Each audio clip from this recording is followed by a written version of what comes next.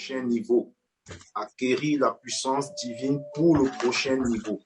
C'est le pilier de ce mois.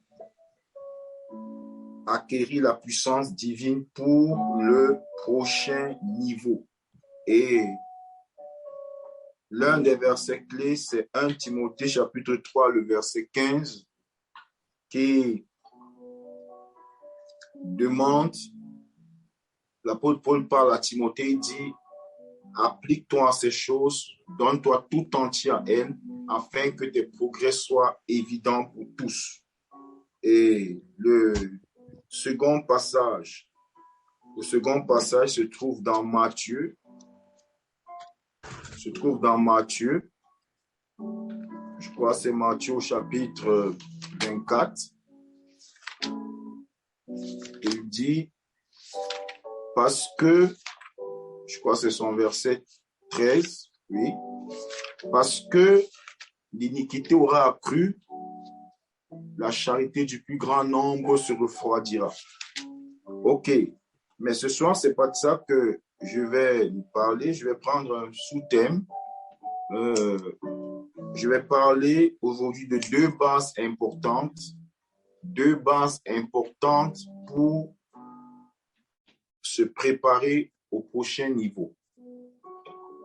Vous savez déjà, lorsqu'on dit d'acquérir, acquérir, c'est posséder, c'est entrer en possession, c'est devenir propriétaire de quelque chose, la tenir pour un acquis.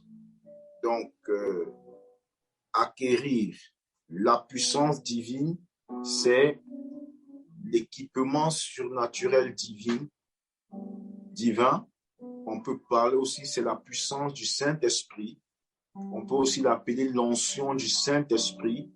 C'est une puissance que le Seigneur déverse sur ses enfants lorsqu'ils le cherchent, lorsqu'ils ont soif de lui, lorsqu'ils le cherchent dans la prière, ils le cherchent dans sa parole, ils le cherchent dans une vie de sanctification. Dieu déverse sa puissance dans leur vie afin de leur permettre d'accomplir les choses que lui, l'Éternel, a préparées d'avance pour que nous puissions les accomplir. Et lorsqu'on parle du prochain niveau, on parle simplement de l'étape suivante. L'étape suivante parce qu'on n'est pas éternellement à la même étape. La vie est un processus. La vie est un processus. Lorsque vous lisez dans Genèse 28, à partir de son verset 10, la Bible dit que Jacob, alors qu'il s'est couché et a posé sa tête sur une pierre dans un lieu inconnu de lui, la Bible dit que dans la nuit, Jacob a vu une échelle. Il a vu une échelle qui était entre le ciel et la terre. Alors, j'aimerais dire que dans l'accomplissement de la destinée de tout homme, une échelle a des marches, il y a des étapes. Dieu ne nous conduit pas en une fois, en un trait. Dieu nous amène étape après étape. Et parler donc de la puissance, d'acquérir la puissance divine qui nous permet d'entrer dans la prochaine étape, c'est simplement le fait de pouvoir rendre la puissance de Dieu tellement disponible dans nos vies que nous n'ayons pas un obstacle pour pouvoir accomplir les œuvres de Dieu et avancer dans l'accomplissement de notre destinée, c'est-à-dire du plan de Dieu pour notre vie. Mais comme je l'ai dit ce soir, je parlerai des fondements. Les fondements qui nous permettent d'avancer à l'étape suivante. Parce qu'en tant qu'enfant de Dieu, nous devons comprendre déjà dans le psaume 11, le verset 3, il est écrit, « Lorsque les fondements sont détruits, le juste que ferait-il? Que fera-t-il lorsque les fondements sont détruits? Lorsqu'il n'y a plus de base. » Le juste, ce n'est pas l'homme. Le juste, c'est Dieu. Dieu ne peut pas agir de façon automatique simplement. Non. Dieu agit sur la base des principes. Mais lorsque ces principes sont détruits, je vais prendre un exemple simple. La Bible dit, celui qui croira et qui sera baptisé sera sauvé. mais celui qui ne croira pas sera condamné. En d'autres termes, on ne peut pas baptiser quelqu'un qui ne croit pas. Parce que Dieu n'a même pas dit qu'il n'y a même pas possibilité d'être baptisé sans avoir reçu Jésus, sans avoir cru au Fils de Dieu. Donc, si quelqu'un va se baptiser sans avoir cru au Fils de Dieu, son baptême ne sera jamais validé par Dieu. Pourquoi? Parce qu'il n'a pas respecté les bases, n'a pas respecté les clauses. Lorsque les fondements sont détruits, le juste que ferait-il? Et beaucoup d'enfants de Dieu méprisent les ABC, méprisent les fondements de la foi. Ils pensent qu'ils peuvent évoluer avec Dieu, évoluer dans leur marche chrétienne sans pour autant reviser leurs fondations. Quelquefois aussi, beaucoup d'enfants de Dieu, lorsqu'ils passent un moment difficile, commencent à accuser Dieu, commencent à se plaindre de Dieu, mais n'ont pas l'intelligence spirituelle de regarder d'abord à eux-mêmes. Alors, cet enseignement que nous commençons aujourd'hui va nous permettre de pouvoir être capable de reviser la fondation de notre foi, de nous assurer toujours que nous sommes prêts avec Dieu, avec son aide, pour que le Seigneur nous conduise à l'étape suivante.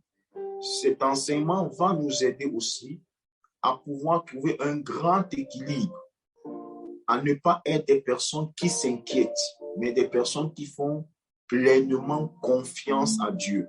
Et la troisième chose que cet enseignement va nous apporter, c'est qu'il va nous apporter la connaissance qui nous permet de ne pas vaciller d'un côté et d'autre. Aujourd'hui, il y a beaucoup de fausses doctrines.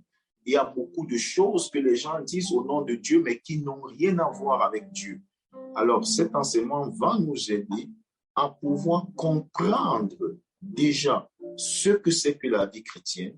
Cet enseignement va nous aider à pouvoir comprendre qu'est-ce qui fait la force dans la vie chrétienne, et ainsi, nous serons des enfants de Dieu qui peut-être ne font pas beaucoup de bruit, mais qui ont une relation profonde avec Dieu et qui sont prêts pour être des instruments de Dieu à n'importe quelle saison. Donc, ce soir, donc, je vais nous parler de deux bases. La première base qui nous permet d'être sûrs d'arriver au prochain niveau avec Dieu, c'est la base de la pureté. Et nous lirons cela dans 1 Timothée chapitre 3, à partir de son verset 14. Je voulais dire 2 Timothée. 2 Timothée chapitre 2, 2 Timothée chapitre 2, à partir de son verset 19 jusqu'au verset 21. 2 Timothée chapitre 2, à partir du verset 19 jusqu'au verset 21. 2 Timothée chapitre 2, à partir du verset 19 jusqu'au verset 21. Est-ce que quelqu'un peut bien lire pour nous? Peut-être le frère Abel peut bien lire pour nous, oui. 2 Timothée 2, versets 19 à 21. Néanmoins, le solide fondement de Dieu reste debout, avec ses paroles qui lui servent de sceau. Le Seigneur connaît ceux qui lui appartiennent, et quiconque prononce le nom du Seigneur, qu'il s'éloigne de l'iniquité. Dans une grande maison, il n'y a pas seulement des vases d'or et d'argent, mais il y en a aussi de bois et de terre. Les uns sont des vases d'honneur, et les autres sont d'un usage vil. Si donc quelqu'un se conserve pur en s'abstenant de ces choses, il sera un vase d'honneur sanctifié, utile à son maître, propre à toute bonne œuvre. Amen. Amen. Là, c'est quelque chose de très important. L'apôtre Paul, qui a écrit le livre, qui a écrit l'épître de Timothée, nous révèle un mystère. Il dit néanmoins. Il a commencé par dire un certain nombre de choses. Exhorter Timothée, parler des gens qui ont fait naufrage par rapport à la foi. On ne va pas s'arrêter là-dessus. Vous pouvez lire à partir du verset 14. Mais il dit une chose très importante. Il pose un fondement. Néanmoins, c'est-à-dire en dépit de tout, le solide fondement de Dieu reste debout avec ces paroles qui lui servent de sceau. Le solide fondement posé par Dieu est inébranlable. Il ne peut pas se briser. Nous l'avons vu dans Somme 11, verset 3. Quand les fondations sont détruites, le juste, que ferait-il? Dieu ne peut pas avancer avec quelqu'un qui n'a pas un sens de pureté. Il dit, le solide fondement de Dieu reste debout. Voici les paroles qui servent de sceau. Voici les paroles qui scellent cette fondation. Le Seigneur connaît ce qui lui appartient. De la même manière que le béton scelle le fer et établit un pilier dans une maison, ces paroles sont le ciment qui scelle le fondement posé par Dieu. Le Seigneur connaît ce qui lui appartient et quiconque se réclame du Seigneur, qu'il s'éloigne de l'iniquité. Quiconque se réclame du Seigneur, qu'il s'éloigne du péché. Ça, c'est une chose très importante. C'est une chose très importante. Tu ne peux pas dire que tu te réclames du Seigneur et tu vis dans la licence avec le péché. Tu ne peux pas dire que tu te réclames du Seigneur et tu continues à marcher à contre-courant. Non. Non. En tant qu'enfant de Dieu, nous avons besoin de nous discipliner, de réfléchir lorsque nous devons parler, de réfléchir lorsque nous devons agir, de réfléchir lorsque nous devons même répondre aux personnes qui nous adressent une parole. Nous avons besoin de veiller sur notre cœur. Pourquoi? Parce que le fondement de la pureté nous l'impose. Et l'apôtre Paul explique et il montre ici la grande valeur de ce fondement. Il dit, dans une grande maison, il n'y a pas que des vases de terre, il n'y a pas que des vases de bois, il n'y a pas que des vases de terre et de bois, mais il y en a aussi d'argent, il y a aussi des vases d'or. Donc, dans une grande maison, il y a des vases d'or, il y a des vases d'argent, mais il y a aussi des vases de terre, il y a aussi des vases de bois. Les uns sont pour un usage vil et les autres sont pour un usage d'honneur. Mais il reprend encore, il revient sur la même chose, dit, mais si quelqu'un se conserve pur, si quelqu'un respecte le fondement de la pureté, il sera un vase d'honneur, utile à son maître, propre à toute bonne œuvre. Alors, qu'est-ce que l'apôtre Paul veut nous dire par là? Il veut nous dire que nous pouvons être un chrétien qui a beaucoup de talents. C'est ce qu'il appelle les vases d'or. Un chrétien qui a beaucoup de dons spirituels. À l'église de Corinthe, par exemple, les chrétiens avaient beaucoup de dons spirituels. Ils pouvaient parler en langue, ils pouvaient prophétiser, ils avaient des dons de guérison, ils avaient des dons de miracles, ils avaient des dons de foi. Mais l'église de Corinthe est l'une des églises les plus désordonnées qui existent dans la Bible. Pourquoi? Parce que ces chrétiens, ayant des dons spirituels, ne mettaient pas l'accent sur leur relation personnelle avec Dieu, sur la vie de Dieu qui devrait couler au travers d'eux. Et ils n'ont pas été un bon témoignage. Donc l'apôtre Paul a écrit beaucoup aux Corinthiens afin de les corriger dans plusieurs domaines. Pourquoi? Parce que ce sont des chrétiens qui sont restés simplement liés aux choses que je pourrais caractériser comme des choses du spectacle. Ils sont restés des chrétiens du spectacle, des chrétiens voués, tournés vers l'extérieur. Mais ils n'ont pas gardé les commandements de Dieu, ainsi que Dieu le voulait. Alors, l'apôtre Paul leur enseigne. Il leur dit, vous pouvez être un vase d'or dans l'église. Vous pouvez être aussi un vase d'argent. Mais vous pouvez aussi être un vase de bois ou un vase de terre. Les vases de terre n'ont pas beaucoup de valeur devant les hommes. Mais qu'est-ce qui fait la valeur pour Dieu? Ce n'est pas le nombre de dons que vous avez. Ce n'est pas le nombre de charismes que vous avez. Ce n'est pas le grand talent que vous avez. Mais c'est la pureté. Il dit, si quelqu'un se conserve pur, si quelqu'un se conserve pur, il sera pour Dieu un vase d'honneur, le pilier de la pureté, la base de la pureté. Veux-tu être un vase d'honneur? Il faut accepter d'être préparé par la pureté. La pureté est un fondement qui nous permet d'être préparé à atteindre des vases d'honneur. C'est pourquoi tu dois purifier ton cœur. Tu ne dois pas laisser le péché dans ton cœur.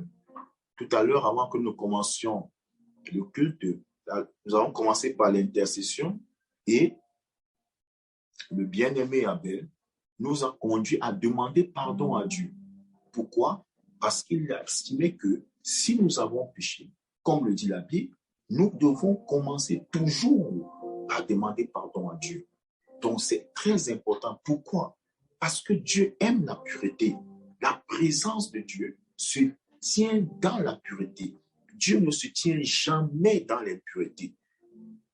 Il ne se tient jamais dans l'iniquité. Si tu te réclames de Dieu, il faut fuir l'iniquité. Il faut renoncer à l'iniquité. Nous ne devons pas garder la haine dans notre cœur. Nous ne devons pas garder les rancunes dans notre cœur. Nous ne devons pas garder l'amertume dans notre cœur. Nous ne devons pas garder le péché dans notre cœur. Non, nous ne devons pas garder ces choses. Nous devons garder notre cœur pur devant Dieu afin d'être qualifiés pour le prochain niveau. Si quelqu'un se conserve pur, il sera un vase d'honneur, utile à son maître, propre à toute bonne œuvre. Un vase d'honneur, utile à son maître. Dieu te conduira au prochain niveau. L'appel de Dieu, je disais ce matin à Douala, ne signifie pas que tout le monde sera prédicateur. Mais tu as un appel de Dieu dans ta vie. C'est un appel pour le monde séculier. Tu peux être un avocat, c'est un appel. Être peut-être appelé à être un ingénieur, c'est un appel. Être un médecin, c'est un appel. Dieu nous a tous créés chacun pour une mission spécifique. Mais si dans ton domaine, tu voudrais que Dieu t'élève, si dans ton domaine, tu voudrais que Dieu t'établisse, il faut aimer la pureté. Il ne faut pas imiter ceux qui font le mal. Il ne faut pas imiter ceux qui font le mal. Toi qui es encore dans tes études, il faut aimer la pureté. Il ne faut pas être un élève qui triche à l'école. Il ne faut pas être un élève qui embête les enseignants. Il ne faut pas être un élève qui est toujours à côté tiré avec ses camarades. Non, il faut oser être un modèle. Il faut oser être un modèle à l'école, au service, partout où nous sommes la lumière du monde. Nous sommes ceux qui doivent montrer l'exemple autour de nous. Les hommes doivent voir par notre conduite que nous sommes enfants de Dieu. Et c'est ça le pilier de la pureté.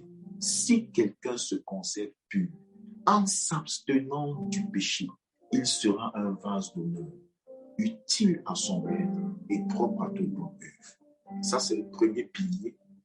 Et le second dont je vais parler ce soir, c'est le pilier de l'amour.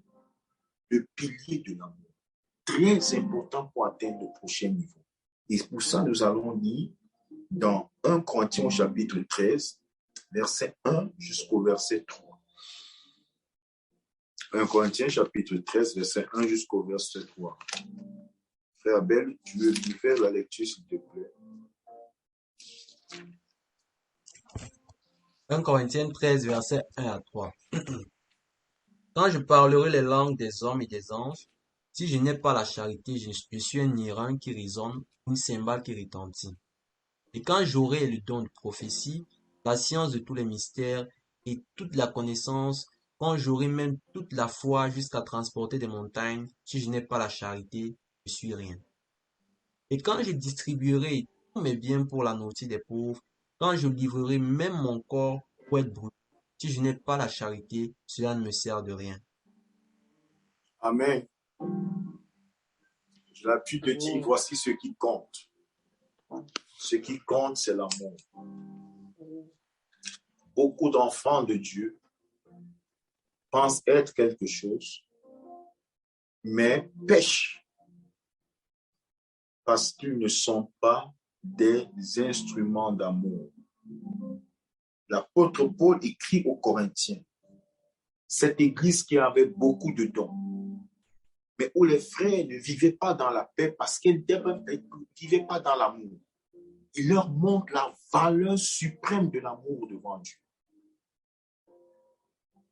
Quand je parlerai les langues des hommes et des anges, nous pouvons parler en langue, nous pouvons prier en langue. Nous pouvons avoir cette capacité. C'est un don de Dieu, c'est bien. C'est bien de parler en langue, c'est bien de prier en langue. Mais il dit, si je n'ai pas la charité, je suis un airain qui résonne, une cymbale qui retentit. Je suis un tonneau vide qui fait beaucoup de bruit. La charité, c'est l'amour. Si je n'ai pas l'amour, et l'amour parle des motivations du cœur. Qu'est-ce qui motive ton action? Qu'est-ce qui motive ton action? Tout acte que tu poses qui n'est pas motivé par l'amour n'a pas de valeur devant Dieu. Beaucoup de personnes posent des actes avec des motivations impures. Posent des actes avec des motivations, même des actes